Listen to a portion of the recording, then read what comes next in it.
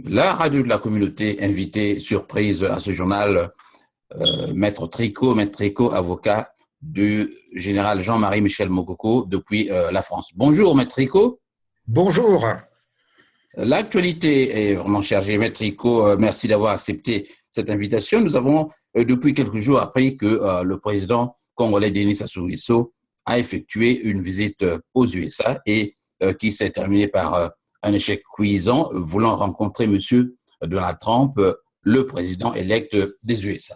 Alors, qu'en est-il exactement? Nous avons appris également que vous avez, avec des collègues ici aux USA, réussi à faire saisir son avion.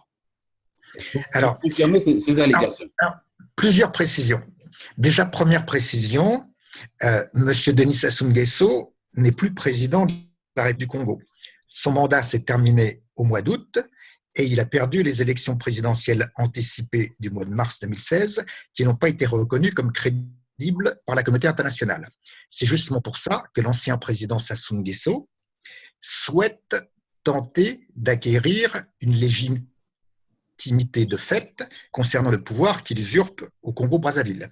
C'est pour ça qu'effectivement, il a tenté de rencontrer le président élu des États-Unis d'Amérique, M. Donald Trump.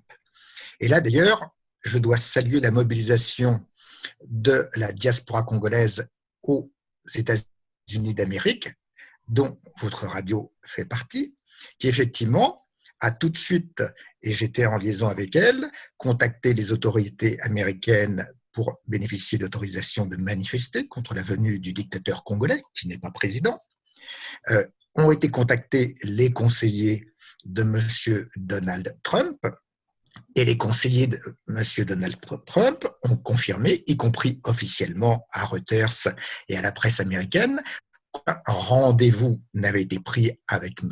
Sassou Nguesso et qu'il n'était pas question qu'il soit reçu. Et effectivement, le président élu Donald Trump va attendre son investiture du 20 janvier 2017 avant de recevoir qui il souhaitera recevoir. Donc il est clair que nous sommes dans une situation où l'entourage de M. Sassou Nguesso, une fois de plus, a pratiqué le mensonge et la désinformation. Il n'a jamais été prévu que le perdant des élections de mars 2016, M. Sassou Nguesso, ne soit reçu par M. Donald Trump, et c'est pour ça qu'il est reparti des États-Unis sans jamais avoir été reçu. Ça, c'est un fait établi. Alors, vous confirmez que c'est de la désinformation. Alors, pour quel but exactement?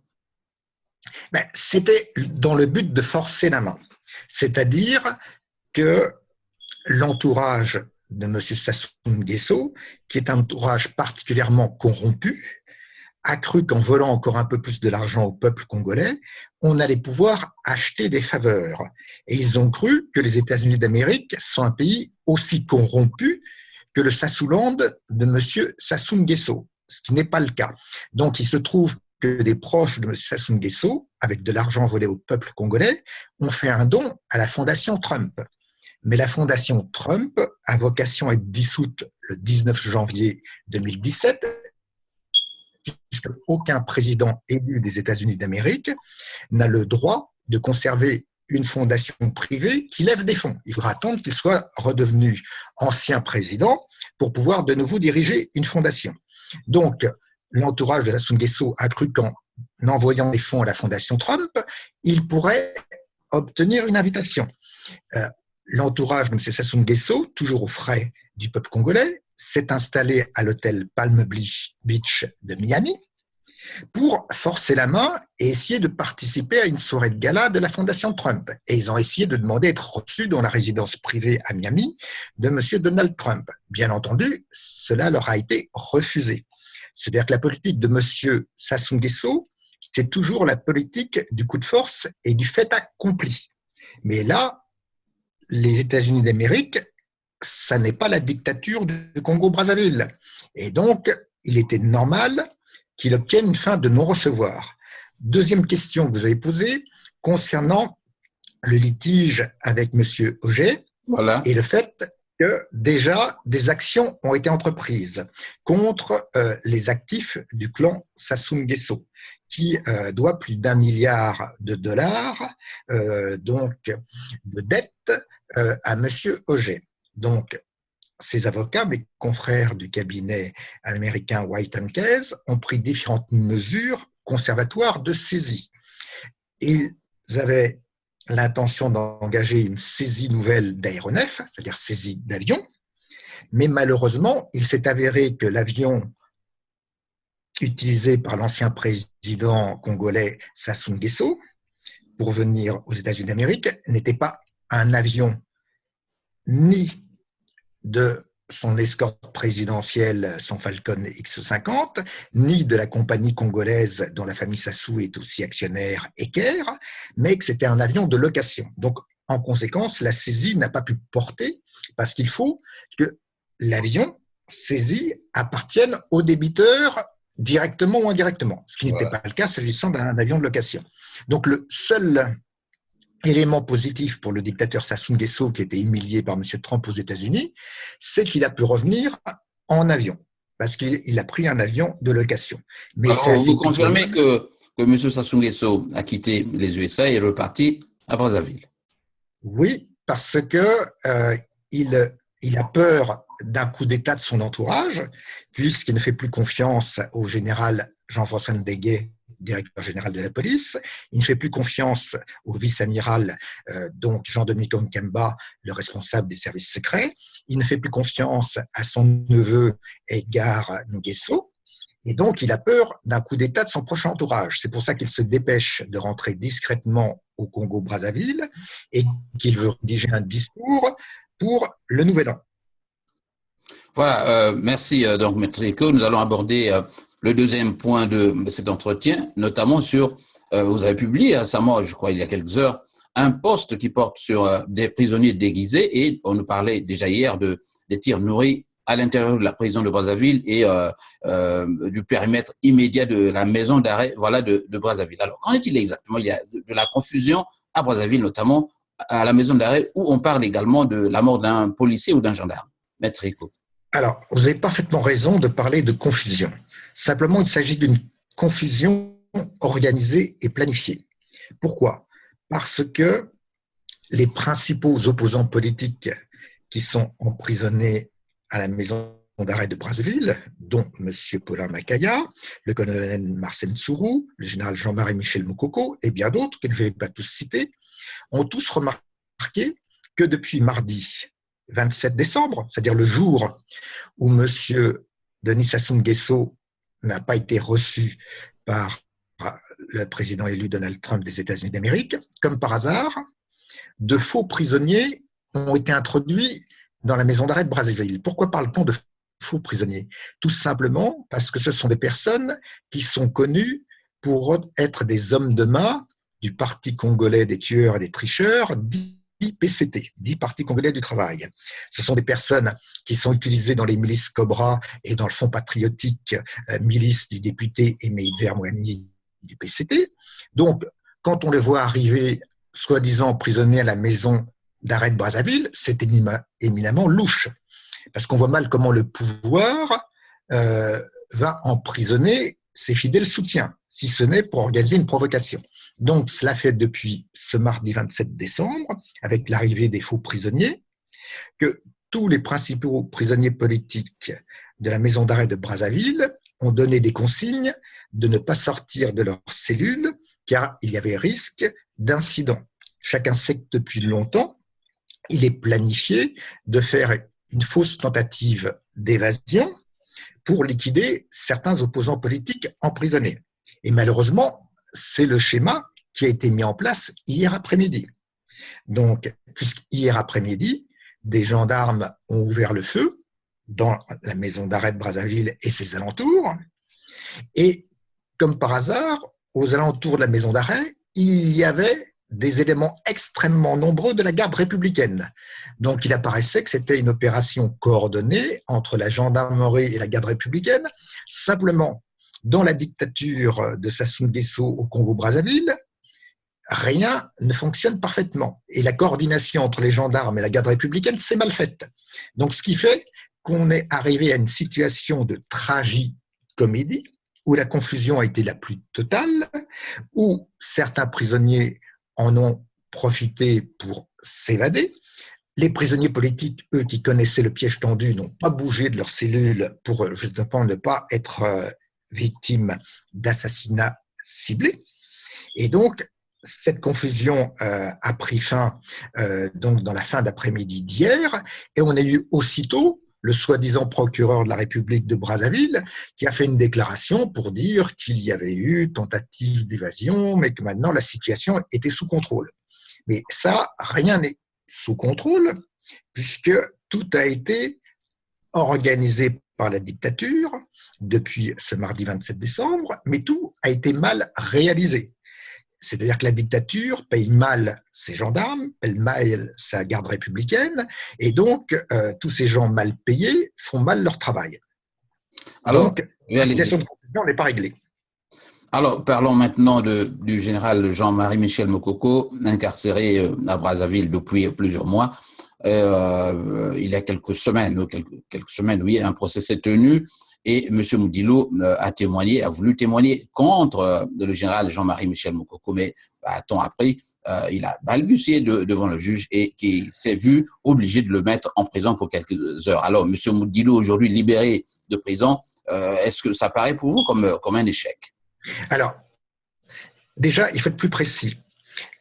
Il n'y a pas eu procès. Le général Jean-Marie Michel Mokoko, comme la majorité des prisonniers politiques au Congo, est détenu depuis plus de 6 mois sans procès, ce qui est illégal.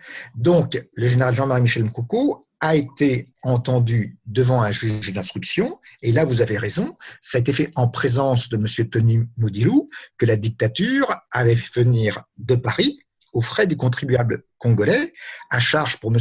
Tony Moudilou de témoigner contre le général Jean-Marie Michel Mokoko pour l'accuser d'être un complotiste, un auteur de coup d'État dont on n'a jamais vu la réalisation, et donc enfin pouvoir avoir un début de commencement de preuve. Car je rappelle que depuis l'emprisonnement du général Jean-Marie Michel Mokoko, depuis le mois de juin 2016, aucune preuve n'a pu être mise sur la table par le juge d'instruction. On a accusé le général Jean-Marie Michel Mokoko de tenir illégalement des armes. Jamais on n'a pu le démontrer. Ils avaient même oublié que dans le cadre des harcèlements policiers dont avait fait l'objet le général Jean-Marie Michel Mokoko, dès le 4 mars 2016, le jour de l'ouverture de la campagne électorale des élections présidentielles anticipées et jour de l'anniversaire de l'explosion de Pila, il y avait déjà eu une première perquisition au domicile du général Jean-Marie Michel Mokoko. Et bien entendu, aucune arme n'avait été trouvée. Ensuite, il y avait déjà eu une deuxième perquisition et là aussi, aucune arme de trouvée. Donc, toutes les accusations contre le général Jean-Marie Michel Mokoko, détention illégale d'armes, donc atteinte à la sûreté de l'État. La seule atteinte à la sûreté de l'État, la seule preuve qu'ils avaient contre le général Jean-Marie Michel Mokoko, c'était de dire, il téléphone au Gabon. Ben oui, il a de la famille au Gabon, et donc ça n'est pas une preuve de complot. Et 2, il est en relation avec Maître Norbert Tricot et M. Luc Le Floch-Prigent. Le général Jean-Marie Michel Mokoko a dit, c'est normal, Maître Norbert Tricot est l'un de mes avocats. Donc c'est notre avocat lobbyiste international. C'est un avocat respectueux de l'état de droit, jamais il n'a soutenu un quelconque coup d'État. Et puis moi, si j'avais voulu faire un coup d'État, je ne serais pas présenté aux élections présidentielles et je ne serais pas resté à mon domicile encerclé par la police. J'aurais pris le maquis, j'aurais pris la fuite. Donc arrêtons avec ces fantaisies.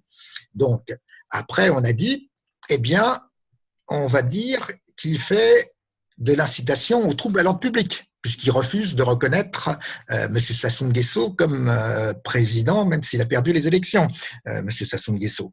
Donc, on a dit on va joindre la procédure contre le général Jean-Marie Michel Mokoko avec celle de certains de ses responsables de campagne, comme M. Jean Ngouabi, comme M. Nathalie Bonopka, qui ont été également arrêtés. Tout ça pour retarder la procédure. Mais comme le dossier est vide, il fallait essayer de trouver quelque chose de nouveau. Ben, la nouveauté, c'était M. Tony Moudilou qui avait commis l'erreur de dire à des journalistes que c'était lui le responsable de la fameuse vidéo, très vieille vidéo, et que c'est lui qui avait organisé ça.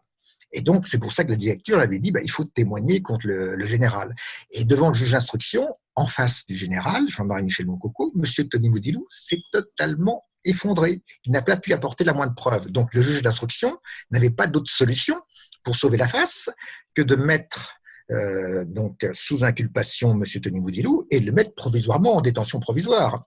Mais là aussi, quand je dis que la dictature Sassou paye mal ses collaborateurs, y compris ses juges, ils sont mal payés, ils font mal leur travail.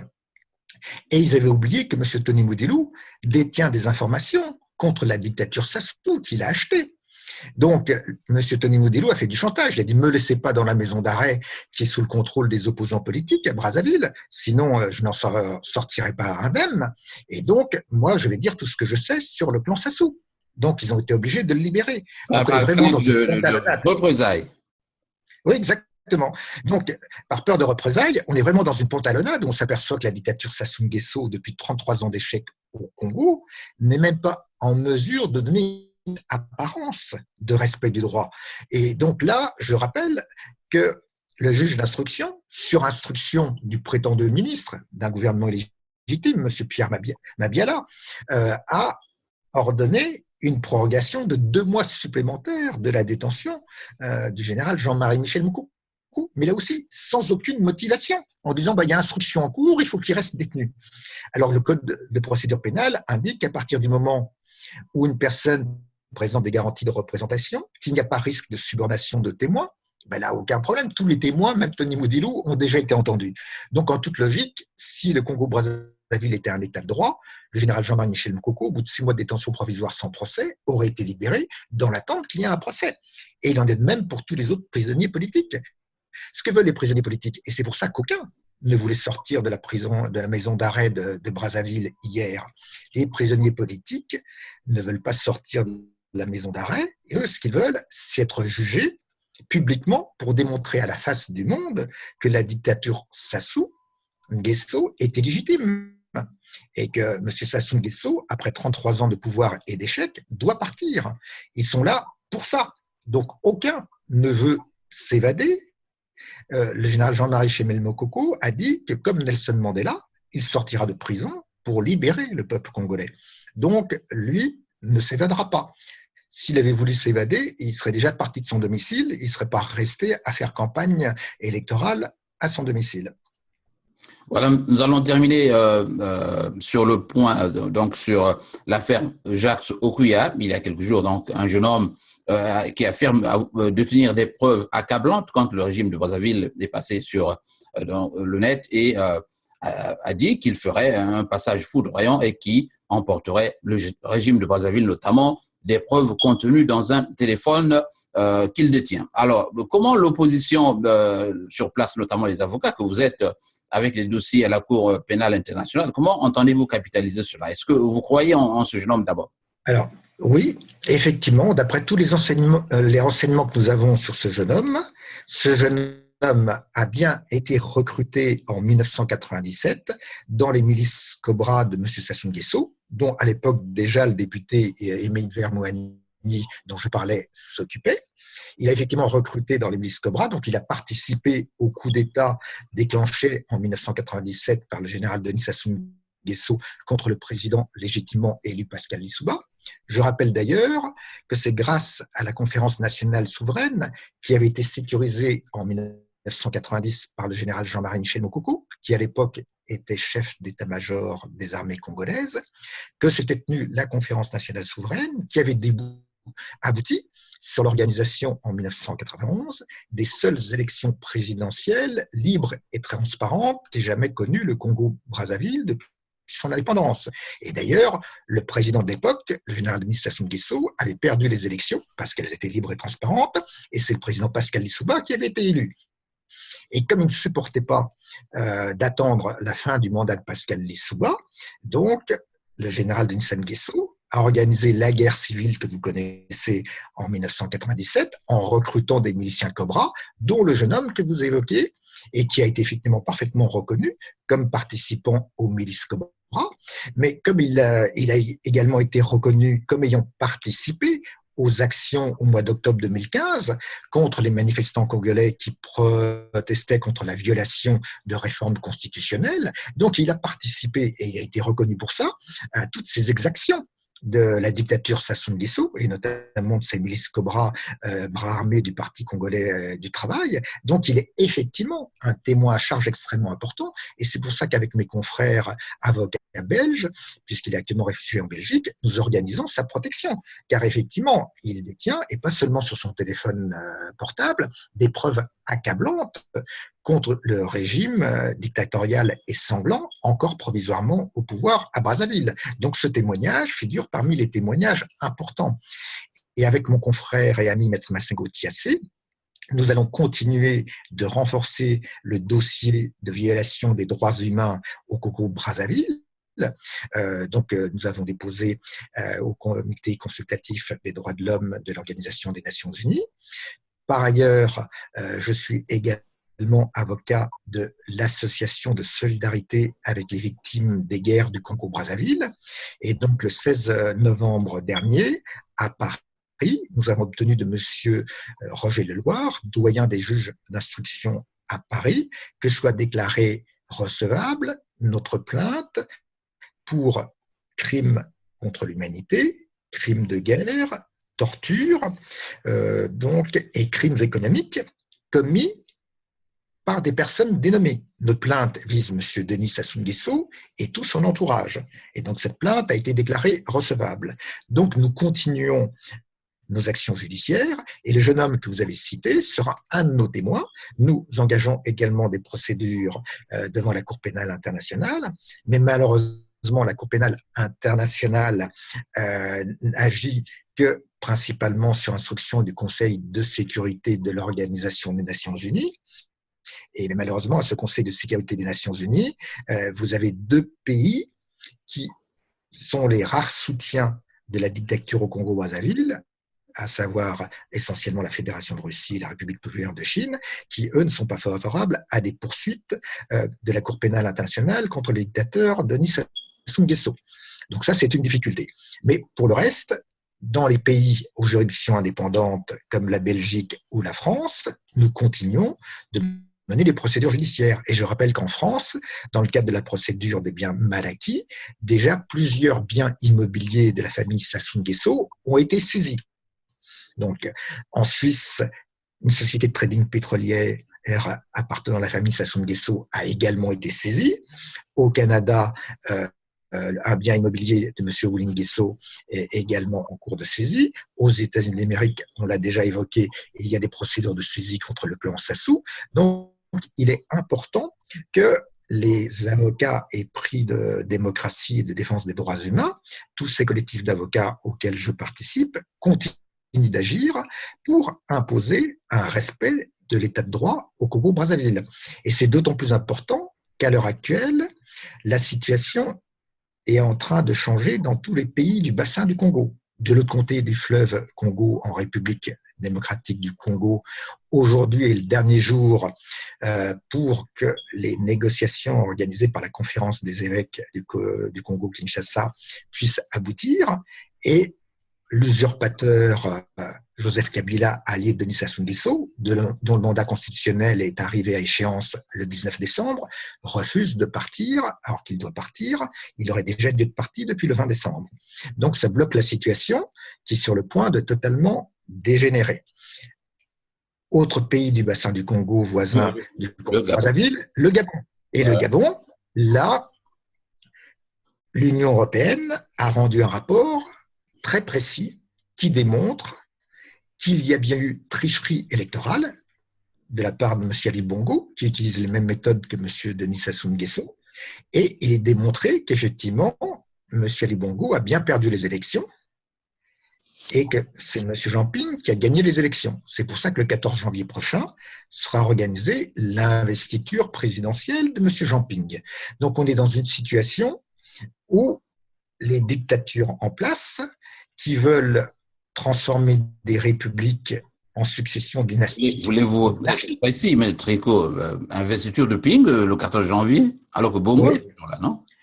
Oui, c'est ce qui est prévu. C'est ce qui est prévu. Le président Jean Ping a été légitimement élu Il a organisé un dialogue pour l'alternance démocratique, qui a le soutien de la majorité de la population.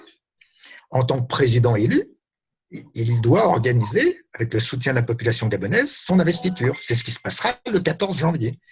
Et il appartient au perdant des élections, M. Ali Bongo, de quitter le pouvoir. Donc, il faut faire respecter la vérité des urnes. Et je rappelle Vous ne d'ailleurs… redoutez pas la résurgence des troubles au Gabon avec une telle initiative? Mais les troubles existent déjà. M. Ali Bongo a appliqué la politique de M. Denis Sassou Nguesso lorsqu'il y a eu les élections présidentielles du 26 août 2016, donc au Gabon. M. Ali Bongo a fait couper l'Internet, comme l'avait fait M. Sassou Nguesso en mars 2016, et ensuite il a fait tirer sur la population. Et il a fait pression sur la Cour constitutionnelle, comme a fait M. Denis Sassou Nguesso, pour proclamer de faux résultats. Mais là, la différence, c'est qu'au Gabon, l'opposition avait une candidature unique et que la communauté internationale avait de nombreux observateurs sur place. Donc la fraude de M. Ali Bongo a pu être constatée. Donc là, sous les yeux de toute la communauté internationale, cette fraude a été constatée. Je rappelle d'ailleurs que le mot d'ordre du général Jean-Marie Michel Moukoko, à savoir « il faut le respect de la vérité des urnes, il faut recompter les voix », avait même été repris pour la première fois par M. Jean-Marc Ayrault, ministre français des Affaires étrangères, puisqu'à propos du Gabon, il a dit « il faut recompter les voix ». Et donc, c'est la première fois que la France prenait une telle attitude vis-à-vis d'une de ses anciennes colonies françaises d'Afrique. Donc, on voit bien que le respect de la vérité des urnes, c'est une exigence fondamentale dans toute l'Afrique centrale. L'Afrique de l'Ouest a connu le respect de la vérité des urnes et l'alternance démocratique. Un pays qui a refusé cette vérité des urnes et l'alternance démocratique, le Burkina Faso, a vu le soulèvement de sa population contre le dictateur Blaise Compaoré, général Blaise Compaoré, vieil ami du général Denis Sassou Nguesso. Donc, on a un effet de contagion. Donc, au Gabon, l'exigence de la vérité des urnes, du respect du choix des électeurs, va s'imposer à partir du 14 janvier. En République démocratique du Congo, l'exigence du respect du mandat constitutionnel, donc de la fin du mandat constitutionnel de M. Joseph Kabila depuis le 19 décembre, va s'imposer.